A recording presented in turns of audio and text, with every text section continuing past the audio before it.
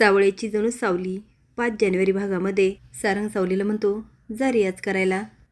तिला रियाज करायला सांगतो. यावरून सावली शॉकून बघायला लागते. पण तारा म्हणते, चल. आता दोघी निघून जातात. पण सारंगच्या डोक्यात मात्र वेगळंच काहीतरी चालू असतं. कारण त्याला माहीत झालेलं असतं की गाणं हे सावली गाते, तारा नाही. त्यामुळे तो सावलीशी खोटं बोलतो की तो मीटिंगला चालला आहे. त्यामुळे सावली निवांत होऊन जाते. तिला खूप वाईटच असतं की ती सारंग सरांशी खोटं बोलते. पण ते आल्यानंतर मी आता सत्य सांगणार हे सावली ठरवते. जगन्नाथने मागितल्याप्रमाणे भैरवी हिशोब पाठवते की तिने सावलीच्या घरच्यांना किती कर्ज दिलं आणि त्याचं किती व्याज झालं. जगन्नाथ आकडा बघून म्हणतो, फक्त एवढं? हे तर फार कमी कर्ज आहे. भैरवी वजेने सावलीच्या गाण्यावर तर खूप कमवलं आहे आणि तिला मात्र एवढ्यावरून ब्लॅकमेल करते. आता कर्जाचा आकडा जातो सारंगकडे आणि सारंग भैरवीचा सगळाच हिशोब बाहेर काढतो की आत्तापर्यंत सावलीच्या गाण्यावर तिने किती कमवलं. सावली आणि तारा भैरवीच्या घरी पोहोचतात. तारा भैरवीला म्हणते, का कुणास ठाऊक मला सारखं असं वाटतंय आजच्या शोमध्ये काही प्रॉब्लेम तर नाही होणार ना. हे ऐकल्यानंतर सावली विचारात पडते. भैरवी म्हणते, तुला असं का वाटतं?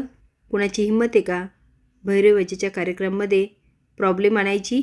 काही पण मनात आणू नको. चल रियाज कर. आता कार्यक्रमाचा दिवस येतो. सावली आणि तारा रिक्षाने जात असतात. तेव्हा ऐश्वर्या गुंडांना फोन करते आणि म्हणते, जर तिच्यासोबत कोणी असेल तर त्याला पण उचलायचं, कळलं ना.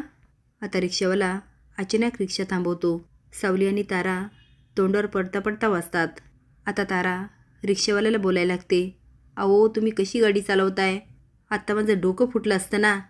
रिक्षावाला म्हणतो, अहो समोर गाडी बघा ना. तेव्हा एक गुंड गाडीतून उतरत असतो. रिक्षावाला म्हणतो, समोर गाडी आली त्याला मी काय करणार? आता एक हात बाहेर येतो आणि सगळ्या गुंडांना खुणवतो. तारा आणि सावली पटकन रिक्षातून उतरतात. पण तोपर्यंत गुंड त्यांना घेरा घालतात. सावली म्हणते, कोण आहात तुम्ही? आणि प्लीज आम्हाला जाऊ द्या, नाहीतर कार्यक्रमाला आम्हाला उशीर होईल. तारा म्हणते, प्लीज दादा. आता गुंड खदाखदा हसायला लागतात. इकडे मात्र चंद्रकांत, ताराचे पप्पा जगन्नाथ आणि सारंगनी सगळी तयारी केलेली असते.